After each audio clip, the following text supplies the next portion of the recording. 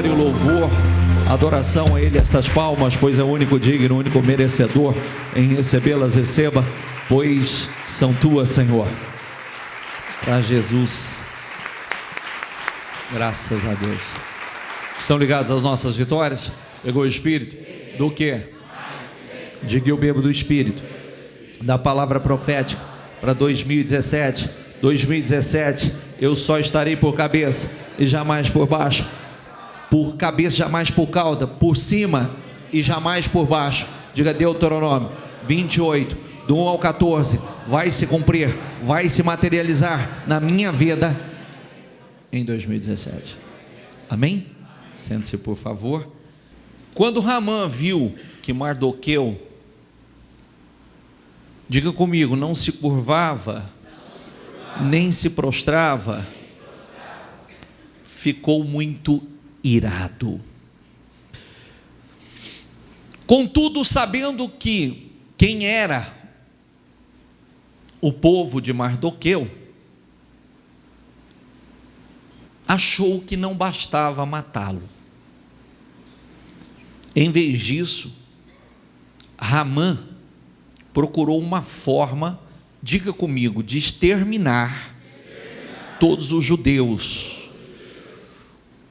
O povo de Mardoqueu em todo o império de Xerxes.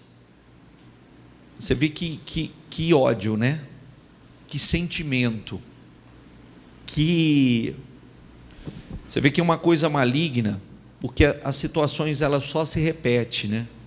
Elas só se repetem, a pessoa não sabe por que o outro tem tanto ódio, tanto sentimento, tanta ira, tanto desejo de vê-lo destruído. E aqui está um exemplo disso, um homem tomado por um espírito, aliás, tomado por um espírito não, vou fazer uma observação importante. Eu vou fazer uma observação importante, que quando Deus fala e a gente ignora, quando Deus fala e nós não levamos a sério, deixa eu só concluir aqui, eu volto nesse raciocínio já.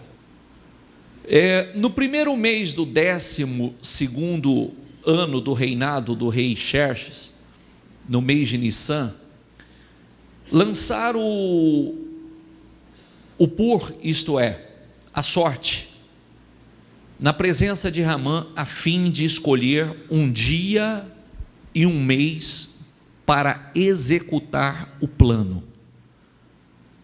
Que plano? De destruição do povo de Deus, destruição daqueles que criam em Deus. Foi sorteado o 12º mês, o mês de Adar. Então Ramã disse ao rei Xerxes: existe certo povo disperso e espalhado entre os povos de todas as províncias do teu império, cujos costumes são diferentes dos de todos os outros povos, e que não obedecem às leis do rei. Não convém ao rei tolerá-los. Se for do agrado do rei, que se decrete a destruição deles. E eu colocarei 300, diga comigo, eu colocarei 350 toneladas de prata na tesouraria real, à disposição para que se execute esse trabalho. Olha o investimento dele, só para ver a desgraça, só para ver a destruição do povo de Deus. Olha o tamanho do investimento dele. Mas antes eu quero fazer uma observação. Quando a gente estuda, quando nós vemos lá na época de Saul, quando Deus mandou eliminar todo o povo, pega aí, Rodrigo, me lembra aí lá em Samuel, a descendência, que povo era que Deus mandou eliminar? Primeira de Samuel, certo, Agag, mas era Era os filisteus ou era os amonitas? Os amonitas. Quando Deus mandou que Saul destruísse e que não deixasse nada daquele povo, que Saul, ele fez do seu jeito, poupou quem ele quis, poupou os rebanhos, poupou o rei, poupou quem ele quis, lembra disso? Sim ou não? Lembra disso? Inclusive foi em função disso que ele perdeu o reinado, foi em função disso que ele perdeu, porque ele já começou mal, já começou desobedecendo. Esse homem é descendente daquele povo. Você está vendo como Deus vê lá na frente? Você está vendo como Deus, ele enxerga lá na frente? Quando Deus manda tirar algo e tirar da nossa vida agora, é porque ele está vendo o que vai acontecer lá na frente.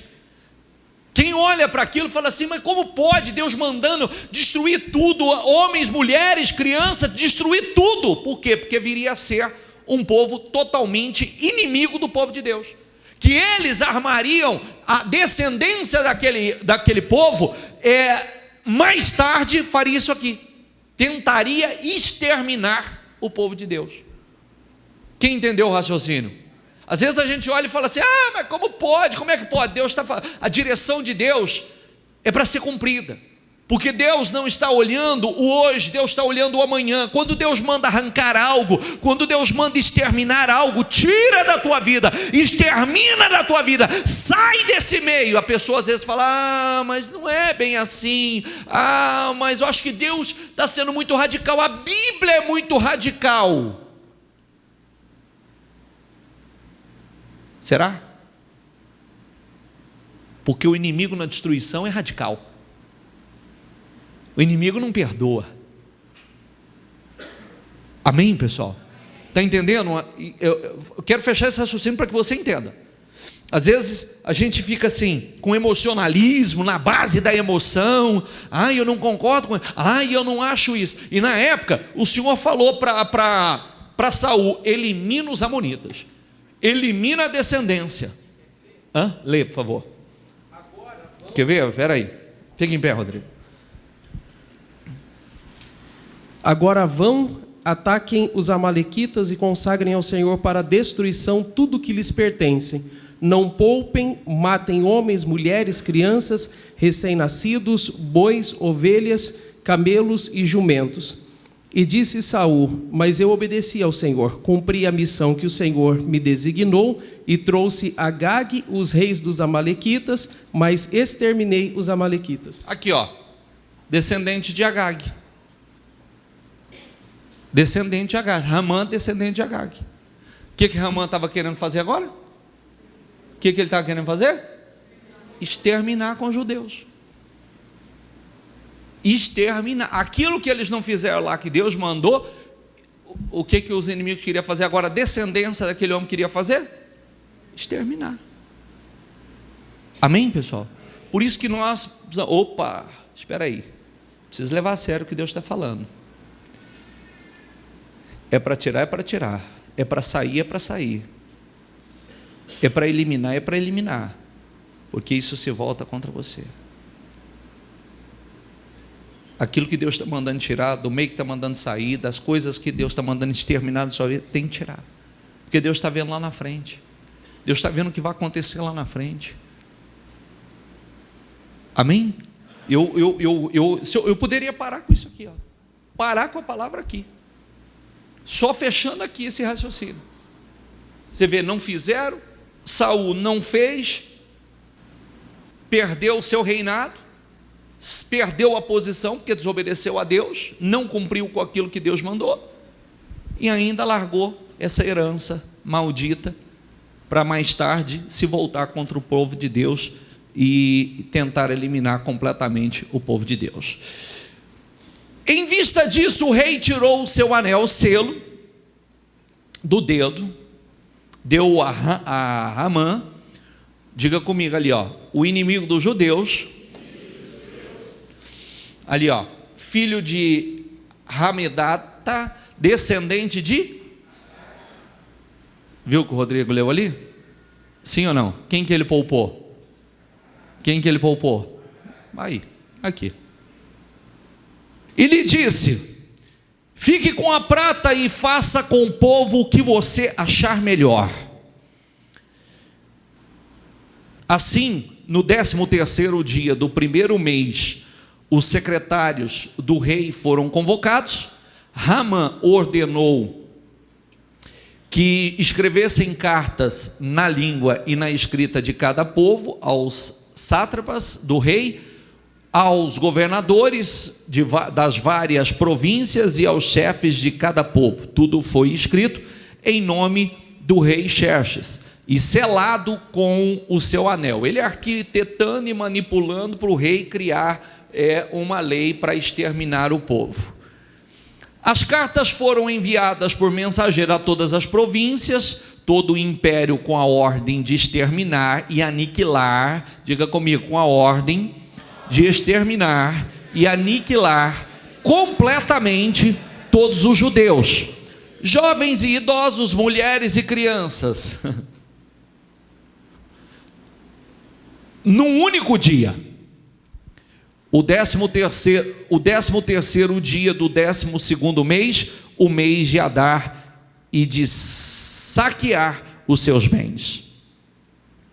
Uma cópia do decreto deveria ser publicado com a lei em cada província e levada ao conhecimento do povo de cada nação, a fim de que estivesse prontos para aquele dia. Por ordem do rei, os mensageiros saíram às pressas e o decreto foi publicado na cidadela de Suzã. O rei e Ramã assentou-se para beber, mas a cidade de Suzã estava em confusão. Esther 5:9, pulando. Naquele dia Ramã saiu alegre e contente, mas ficou furioso quando viu que Mardoqueu, que estava junto à porta do palácio real, não se levantou nem mostrou respeito em sua presença. Ramã, porém, que ele era um homem importante, ele queria ser reverenciado, ele queria que Mardoqueu se prostrasse, e Mardoqueu não se prostrava diante dele, que era um judeu, um homem de Deus. Ramã, porém, controlou-se e foi para casa, reunindo seus amigos e Zeres, sua mulher. Ramã vangloriou-se de sua, diga comigo, vangloriou-se de sua grande riqueza e de seus muitos filhos e de como o rei o havia honrado e promovido acima de todos os outros nobres e oficiais. Vamos lá. Vangloriou-se, volta ali por favor, da sua grande riqueza, seus muitos filhos, de como o rei havia honrado e promovido acima de todos os nobres. Quer dizer, estou numa posição mais do que segura, estou numa posição de total segurança, tenho muita riqueza, tenho o respaldo do rei, eu faço o que eu quero, eu elimino quem eu quero, eu não quero nem saber, eu estou numa posição de autoridade, de poder, eu destruo quem eu quero, eu arrebento com a vida de quem eu quero, e acabou. Vamos lá, vamos ver se é assim. E acrescentou Ramã: além disso, sou o único que a rainha Esther convidou para acompanhar o rei ao banquete que ela ofereceu. Ele me convidou para comparecer amanhã, ela me convidou para comparecer amanhã com o rei. Estou te contando história não, hein? Nós estamos aqui pegando o espírito. Estou te contando história ou estamos pegando o espírito? Estou te contando história ou estou te pegando? Porque às vezes a pessoa ela começa a se dispersar na leitura. Não sou contador de história não. Se eu não transferir o espírito para você, virou nada. Não adiantou nada você vir aqui. Estou transferindo o espírito para você. Nós estamos meditando porque a história só se repete. Está cheio de Ramãs por aí. Está cheio de pessoas que só querem o mal. Está cheio de pessoas que parece assim, que é poderosa, está por cima, ela faz o que ela quer, ela arrebenta com quem ela quer, ela destrói a vida de quem ela quer. Será? Será que é assim? Será que a última palavra é do homem ou a última palavra é de Deus? Ele é aquele que abaixa e também exalta, faz descer a sepultura e tornar de lá, levanta o pobre do pó e põe assentado em meio aos príncipes, tira do ímpio e coloca nas mãos do justo. Amém? Então vamos ver, vamos lá. Mas tudo isso não me dará satisfação enquanto, mas tudo isso, toda essa glória, toda essa honra, não me dará satisfação enquanto eu não vir aquele judeu Mardoqueu sentado junto à porta do palácio real. Então Zeres, sua mulher, e todos os seus amigos lhe sugeriram: mande fazer uma forca de mais de 20 metros de altura. Diga comigo, mande fazer uma forca de mais de 20 metros de altura, e logo pela manhã peça ao rei que Mardoqueu seja enforcado nela. Assim você poderá acompanhar o rei ao jantar e alegrar-se. A sugestão agradou Ramã, e ele mandou fazer a forca. Naquela noite o rei não conseguiu dormir, por isso ordenou que trouxessem o livro das crônicas. Diga comigo, naquela noite o rei não conseguiu dormir. Por que será, hein? Por que será? Por isso ordenou que trouxesse o livro das crônicas do seu reinado, e que o lessem para ele. E foi lido o registro de que Mardoqueu tinha denunciado Bigtã e Teres, dois dos oficiais do rei que guardavam a entrada do palácio e que haviam conspirado para assassinar o rei. Por quê? Será que o rei não dorme e manda trazer o livro das crônicas, dos feitos, dos acontecidos do seu reinado, e abre justamente em uma página que está contando o que Mardoqueu fez, do grande livramento que Mardoqueu foi usado para que o rei não fosse morto? O rei não dorme, perde o sono. Se as pessoas confiassem em Deus de verdade, como a Bíblia ensina. Se as pessoas usassem o tempo para orar e buscar de Deus. Você vê que é Deus que toca corações. Os corações dos reis, como diz a Bíblia, são como os rios, correm na direção que Deus manda. Se Deus mandar correr para cá, vai correr. Se Deus mandar correr para cima, vai correr. Aí, vamos lá. Que honra e reconhecimento Mardoqueu recebeu por isso? Perguntou ele. Se ele foi o responsável para trazer à tona a conspiração que havia contra mim, que honra ele recebeu por isso? Perguntou o rei aos seus oficiais. E seus oficiais responderam: nada lhe foi feito. O rei perguntou: quem está no pátio? Ora, Ramã havia acabado de entrar no pátio, que era um oficial de altíssima patente, acabou de entrar no pátio externo do palácio para pedir ao rei o enforcamento de Mardoqueu na forca que ele havia preparado. Os oficiais do rei responderam: é Ramã que está no pátio. Façam-no entrar, ordenou o rei. Entrando Ramã, o rei lhe perguntou: o que se deve fazer ao homem que o rei tem o prazer de honrar? Ramã pensou consigo: a quem o rei teria prazer de honrar, senão a mim?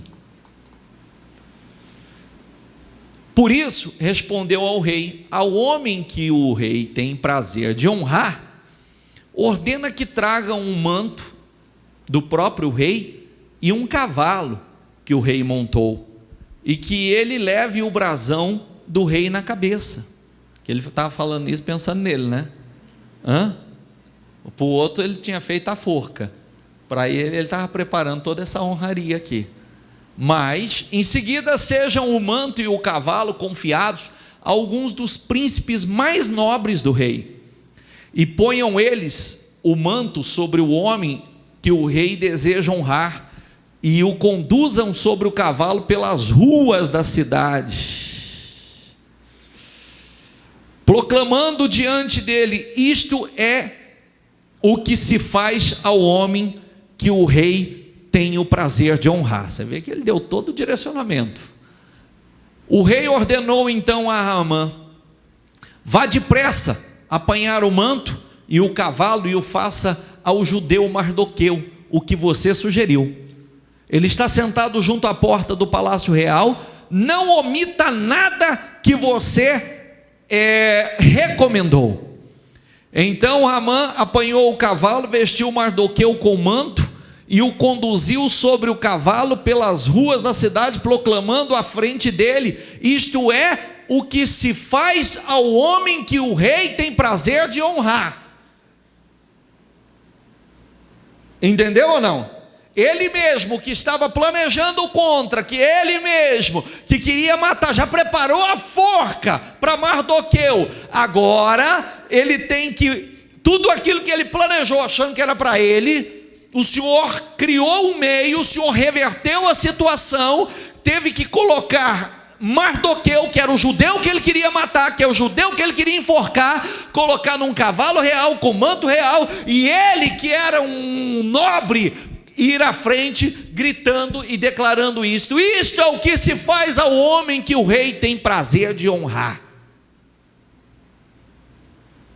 Humilhado, envergonhado, situação inverteu. Ele não queria enforcar o homem de Deus? Sim ou não? O que aconteceu? É só isso? Não. Vamos lá. Depois disso, Mardoqueu voltou para a porta do palácio real. Haamã, porém, correu para casa com o rosto coberto, muito aborrecido. Também passou uma vergonha, hein? E contou a Zeres, sua mulher, e a todos seus amigos tudo que havia acontecido. Tanto os seus conselheiros como Zeres, sua mulher, lhe disseram: visto que Mardoqueu, diante de quem começou a sua queda, é de origem judaica, você não terá condições de enfrentá-lo. Sem dúvida, você ficará arruinado. E enquanto ainda conversaram, chegaram os oficiais do rei às pressas e levaram Haamã para o banquete que Ester havia preparado. O rei e Haamã foram ao banquete com a rainha Ester. Enquanto estavam bebendo vinho, no segundo dia, o rei perguntou de novo: rainha Ester, qual é o seu pedido? Você será atendida. Qual o seu desejo? Mesmo que seja metade do reino, isto lhe será concedido. Então a rainha Ester, para quem não conhece a história, que era a escrava também, que Deus honrou e fez dela rainha, que fazia parte desse povo que Haamã queria exterminar, e a própria colocação, o despertamento foi de Mardoqueu, e dizendo: se você, nesse momento, Deus te colocou nessa posição, foi para isto.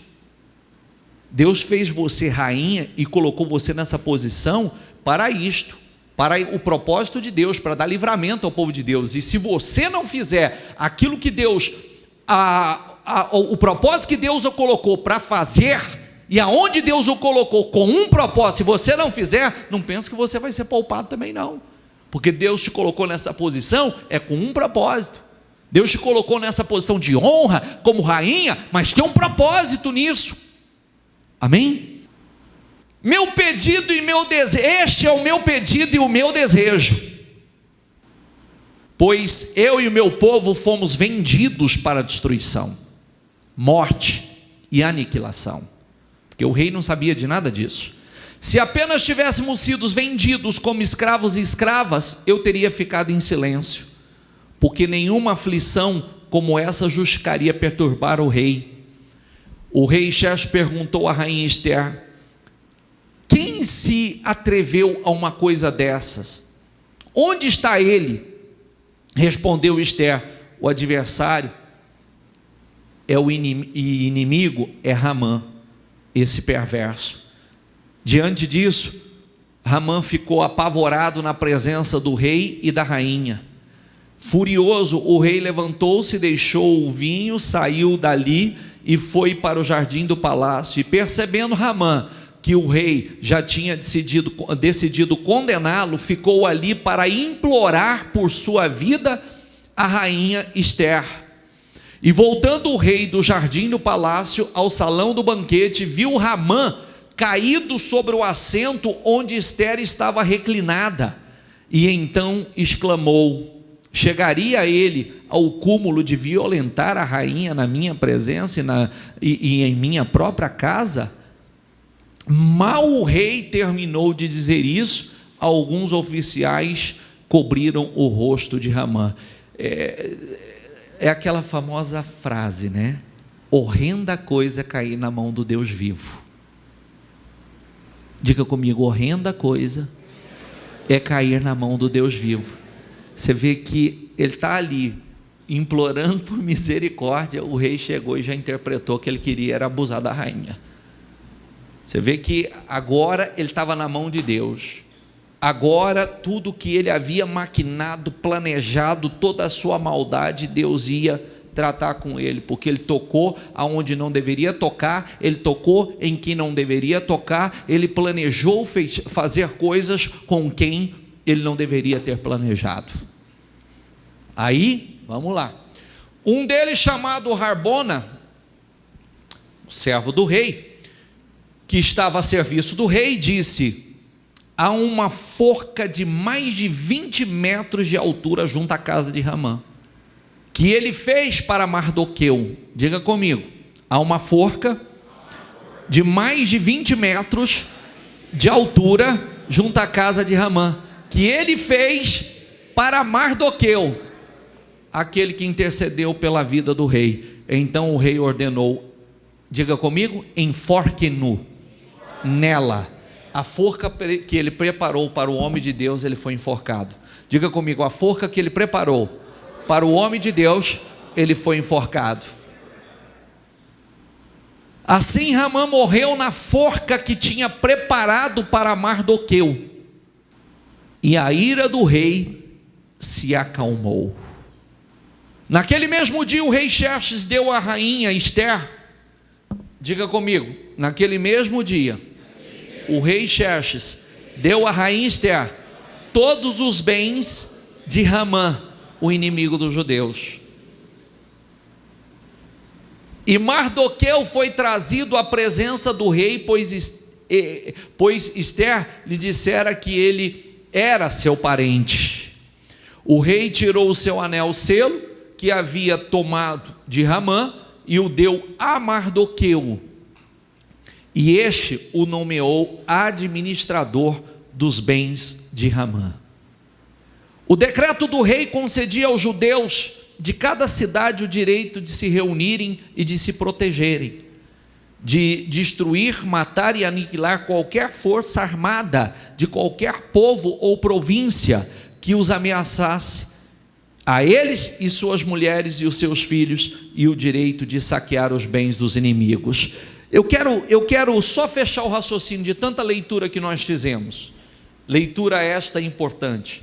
O quanto vale a pena confiar em Deus, o quanto vale a pena viver escondido em Deus, o quanto vale a pena, essa é a realidade que acontece continuamente existem situações que parece que o justo está sendo injustiçado, o justo está numa posição inferior, o justo está por baixo, parece que há pessoas poderosas que estão numa posição que faz o que quer, trata da maneira que quer, trabalham do jeito que quer, cometem injustiça do jeito que querem. Não, não é assim não. Olha que coisa linda, tudo armado. Parecia que ninguém podia mexer com Ramã, um homem poderoso, um homem de confiança do rei, riquíssimo, de uma posição elevadíssima, uma fortuna gigantesca, inclusive dando no seu próprio bolso valores altíssimos para poder exterminar com os judeus. Então, aparentemente não há o que fazer. Ele é rico, ele é poderoso, ele ocupa uma posição de autoridade, ele está numa posição que ele faz o que ele quiser. Quem pode nos livrar? Quem pode? Está aí, está aí. Quando Deus colocou as suas mãos, a coisa começou a reverter. A forca que ele preparou para o homem de Deus, ele foi enforcado. Toda a riqueza que ele tinha foi tirado e dado àquele que ele queria exterminar, aqueles que ele queria matar. Quanto vale a pena confiar em Deus? Sabe quando nós perdemos? Sabe quando nós perdemos? Quando nós deixamos de confiar, de depositar a confiança no lugar certo. Quando nós confiamos em Deus, é isso aí, ó. Quem está por cima? Aqueles que prepararam a forca para nos enforcar, é quem enforcado nela. Aqueles que prepararam a forca para nos matar, é que é morto nela. É isso que Deus está falando. É isso que Deus está nos mostrando aqui. Aqueles que parecem humanamente poderosos, que o poder está nas mãos, que não há o que fazer, pelo contrário. Pelo contrário. Diga comigo, a última palavra é de Deus. Diga comigo, Deus abaixa e também exalta, faz descer a sepultura e tornar de lar. Diga comigo, Deus levanta o pobre, o necessitado, o humilhado do esterco e coloca em meio aos príncipes. A posição de Ramã se tornou de Mardoqueu. A posição que ele ocupava, Mardoqueu ocupou. O poder que havia nas mãos de Ramã foi dado a Mardoqueu. Por quê? Porque confiou em Deus, temia a Deus. A riqueza que pertencia, olha a grande riqueza que eu tenho, olha a honra que eu tenho. A riqueza foi tirado e dado ao justo, aquele que era de Deus. Será que vale a pena confiar em Deus? Sim ou não? Será que vale a pena confiar em Deus? Aquele que preparou a forca para o homem de Deus, foi enforcado nela. Ele preparou a forca para matar, ele morreu. Amém, pessoal? Fique em pé, por favor. Feche os seus olhos e coloque a mão no seu coração. Sabe o que Deus está falando com muita gente aqui?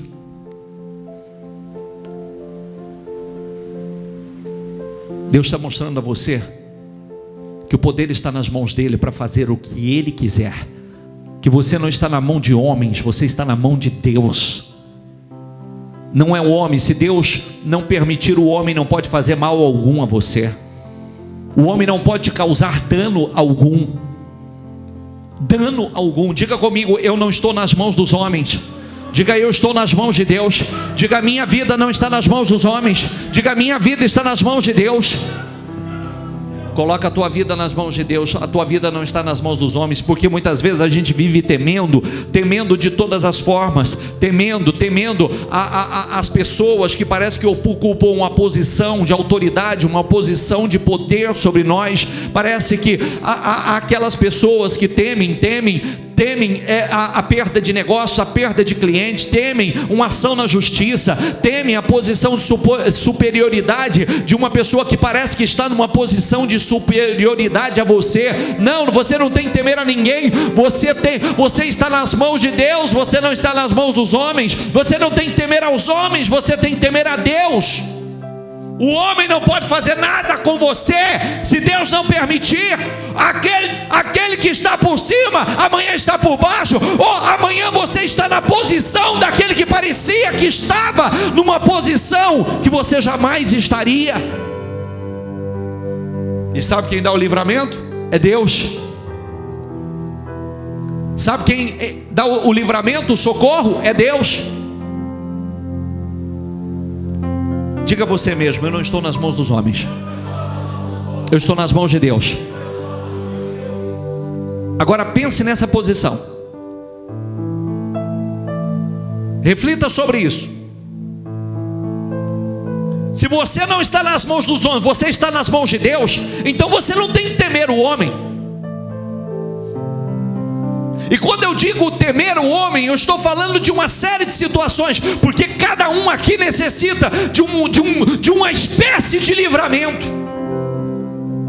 É o medo de ser mandado embora, é o medo de perder aquele negócio, é o medo de perder aquele cliente, é o medo de perder aquele funcionário, é o medo da injustiça sobre a tua vida. Não, você não está nas mãos dos homens, você está nas mãos de Deus. Se você se colocou nessa posição, então confie em Deus, confie, porque nada vai acontecer com você se Deus não permitir.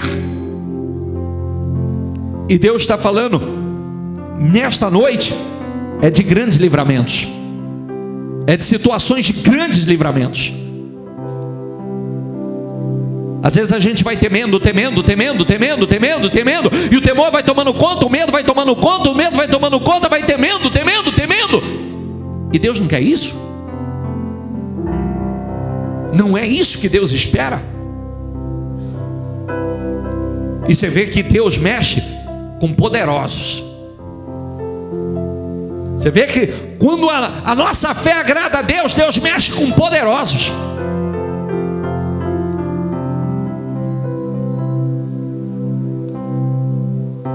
Coloque a sua vida nas mãos de Deus e coloque a sua confiança. Coloque a sua confiança no lugar certo. A sua confiança no lugar certo. Que coisa linda. Isso aqui, se não mexer com você, eu não sei o que pode mexer. Se uma palavra como essa, se um exemplo como este, tão lindo, Deus mexendo com poderosos, aqueles que pareciam que estavam numa posição inabalável. Olha que reviravolta. Olha que reviravolta. Aqui a gente não está entrando em grandes detalhes, mas começa até por Esther. Era escrava, era uma serva, se tornou rainha. Mardoqueu, só um escravo, e ainda sentenciado à morte, ia ser enforcado. Não, confiou em Deus. Confiou em Deus. E Deus não permitiu. Deus reverteu completamente a situação. Aquele que preparou a forca foi morto na forca. Aquele que preparou o extermínio do povo de Deus, ele foi exterminado. Aquele que estava colocando a sua confiança nas suas riquezas, olha a riqueza que eu tenho, olha a honra que eu tenho, perdeu. A sua riqueza foi para o justo, foi para a mão do justo. Como vale a pena confiar em Deus? Como vale a pena confiar em Deus? Como vale a pena confiar em Deus? Como vale a pena gastar o seu tempo com Deus e não com ladainha, não com coisas que não acrescentam? Como vale a pena gastar o tempo na presença de Deus? Como vale a pena? E é isso que Deus está mostrando a você. Ninguém pode te tocar se Ele não permitir. Ninguém pode fazer nada se Ele não permitir. E aquilo que é preparado injustamente, maldosamente contra você, não tem o que temer. Fique em paz. Como o Senhor disse: aquieta-te e veja o livramento que eu vos darei. Aquieta-te. Coloca a sua confiança e a sua vida nas mãos de Deus agora. E diga isso aí no seu lugar: a minha vida não está nas mãos dos homens, a minha vida está nas mãos de Deus. Deus pode.